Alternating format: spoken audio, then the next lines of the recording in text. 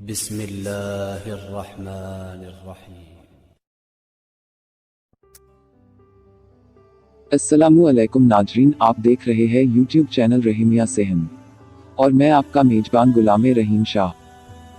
नाजरीन, इस वीडियो में आपको इराक की एक ऐसी मशहूर और मारूफ और सूफी सिलसिला कादरिया के बानी यानी कि हज़रत अब्दुल कादिर जिलानी रहमतुल्लाह अलैह के बायोग्राफी, डॉक्यूमेंट्री और हिस्ट्री से रिलेटेड कुछ अहम और खास बातें बताऊंगा जिसे आप शायद नहीं जानते होंगे। दोस्तों, आज की वीडियो मेरे एक सब्सक्राइबर की ख्वाहिश में बनाई जा रही है। नाजरीन, मैं उन तमाम दोस्तों का शुक्रिया अदा करता हूं जो कमेंट बॉक्स में अपनी अहम राय और फीडबैक देकर मेरे इस चैनल को इम्प्रूव करने में अहम किरदार अदा कर रहे हैं। तो व्यूअर्स, वीडियो को लास्ट तक देखें और अगर आपने हमारा चैनल सब्सक्राइब नहीं किया तो जल्द से जल्द कर ले ताकि आपको हमारी वीडियो आपको सबसे पहले मिले।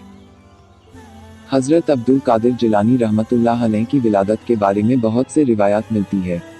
आप इस्लामी तारीख के मुताबिक 1 रमज़ान 470 हिजरी और अंग्रेज़ी तारीख के मुताबिक 18 मार्च सन 1078 ईस्वी को इराक के एक छोटे से कस्बे जिलान में पैदा हुए। बहुत से लोग हज़रत अब्दुल कादिर जिलानी रहमतुल्लाह अलैह का मुकम्मल नाम नहीं जानते हैं। आपका मुकम्मल नाम मुहिउद्दीन अबू मोहम्मद अब्द अल कादिर अल जिलानी अल हसनी वल हुसैनी है। आपके वालिद का नाम हज़रत अबू सालेह मूसा अल हसनी और आपकी वालिदा का नाम उम्मुल खैर फातिमा है। हज़रत अब्दुल कादिर जिलानी रहमतुल्लाह अलैह ने अपनी ज़िंदगी में तकरीबन 4 शादियां की। आपके अज़वाज के नाम ये है: बीबी मदीना, बीबी सदिका, बीबी महबूबा और बीबी मोमिना। इसके बाद रिवायत में मिलता है कि आपके 27 बेटे और 22 बेटियां थीं। नाजरीन, रिवायत में मिलता है कि रमज़ान के महीने में आपकी विलादत हुई। विलादत के बाद आपकी वालिदा आपको दूध पिलाना चाहा लेकिन आपने दूध नहीं पिया। फिर जब मगरिब की अजान हुई तो इफ्तार के वक्त आपने अपनी वालिदा का दूध पीना शुरू कर दिया। इस तरह पूरी बस्ती में ये बात मशहूर हो गई कि सादात के घराने में एक ऐसा बच्चा पैदा हुआ है जो रमज़ान के दिनों में दूध नहीं पीता है। आप हज़रत अब्दुल कादिर जिलानी रहमतुल्लाह अलैह ने अपनी इब्तिदाई तालीम घर पर ही अपने वालिद से ही हासिल की और अपने वालिदैन से ही कुरान हिफ्ज़ किया। इब्तिदाई तालीम हासिल करने के बाद आपके वालिदैन ने आपको जिलान के एक मदरसे में दाखिल करवाया। वहाँ पर आपने दीन की तालीम हासिल की।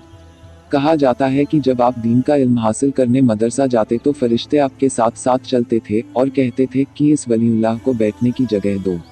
नाजरीन, कहा जाता है कि आपकी उम्र जब 11 साल की थी तब आपके वालिद हज़रत अबू सालेह मूसा अल हसनी का इंतकाल हो गया था।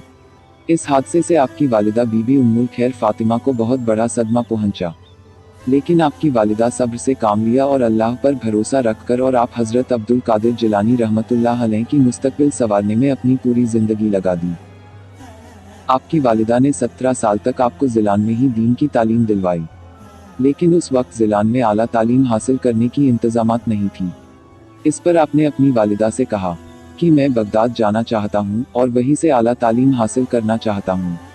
जब आपकी वालिदा ने ये सुना तो आपकी वालिदा की आंखों में आंसू आ गए, लेकिन जब आपकी वालिदा ने आपके अंदर दीन इस्लाम का इल्म हासिल करने का जज्बा देखा तो आपको बगदाद जाने की इजाज़त दे दी। फिर जिलान से 400 मील के खतरनाक और लंबे सफ़र सारे मुश्किलात का सामना करते हुए आप हज़रत अब्दुल कादिर जिलानी रहमतुल्लाह अलैह तकरीबन 1 साल बाद बगदाद पहुँचे। बगदाद पहुंचकर आपने बगदाद की सबसे बड़ी आलिम इस्लाम की यूनिवर्सिटी में दाखिला लिया और इल्म हासिल करना शुरू कर दिया। लेकिन मुश्किल ये थी कि उस वक्त बगदाद सबसे ज़्यादा तरक्की याफ्ता इलाका था जहां महंगाई का दौर था और आपके पास सिर्फ 40 दिनार थे जो कि कुछ महीनों में ख़त्म हो गए। इसके बाद नौबत यहाँ तक आ गई कि आपको दरख्तों के पत्ते खाकर गुजारा करना पड़ा और इसी तरह आप 8 साल तक दीन का इल्म हासिल करते रहे। नाजरीन, रिवायत में मिलता है कि एक बार आप जंगल की तरफ गए तो वहाँ पर एक भी पत्ता नहीं था। तब आपको एक अल्लाह के बंदे ने एक पुर्जा दिया। नाजरीन, पुर्जा का मतलब पेपर, कागज़। फिर आपने उस पुर्जे को बाजार में बेचकर अपने लिए एक नान और हलवा खरीदा और फिर पास की ही एक मस्जिद में चले गए। आपने सोचा कि मस्जिद में बैठ आराम से खाया जाए, तभी अचानक आपकी नज़र मस्जिद की एक दीवार पर पड़ी जहाँ पर लिखा था कि खुदा के बंदे दुनिया की लज्जत से बेनियाज होते हैं। जब आपने ये पढ़ा तब आपने सोचा कि ये मेरे रब की तरफ से मेरे लिए गैबी इशारा है। फिर इसके बाद आपने वो नान हलवा गरीबों में तकसीम कर दिए और खुद फाके रखने लगे। नाजरीन, इस वाकया में जिस मुश्किल का सामना हज़रत अब्दुल कादिर जिलानी रहमतुल्लाह अलैह को करना पड़ा वो कोई मुश्किल नहीं बल्कि वो अल्लाह की तरफ से एक आजमाइश थी। जिस तरह दुनिया की सबसे बड़ी आजमाइश का सामना मैदान करबला में इमाम हुसैन इब्ने अली को करना पड़ा।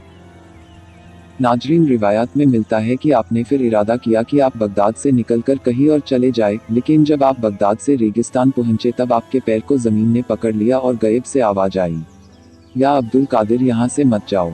इसके बाद आप बगदाद वापस आए और एक सच्चे पीर की तलाश में सुबह शाम पूरा बगदाद घूमते रहते। एक दिन आपने अल्लाह से दुआ की, आए अल्लाह मुझे किसी पीर वलीउल्लाह से मिला दे। उसके बाद आपकी मुलाकात हज़रत शेख हमाद बिन मुस्लिम से हुई। फिर आप रोजाना हमाद बिन मुस्लिम रहमतुल्लाह अलैह की महफिल में जाने लगे और उनसे रूहानी इल्म हासिल करते। आपने इल्म दीन हासिल करने के बाद आपने दीन इस्लाम की तबलीग करना शुरू कर दिया। आप हज़रत अब्दुल कादिर जिलानी रहमतुल्लाह अलैह को लोग बहुत सारे नामों से पुकारा करते हैं, जैसे अल गौसुल आज़म, अल हसनी वल हुसैनी, पीराने पीर, सुल्तान उल अवलिया। इसके अलावा अंग्रेजी में आपको द रोज़ ऑफ बगदाद के नाम से पुकारा जाता है। आप हज़रत मुहिउद्दीन अबू मोहम्मद अब्दुल कादिर अल जिलानी रहमतुल्लाह अलैह 11 रबीउल आखिर 561 हिजरी को इराक के शहर बगदाद में पर्दा फरमा गए।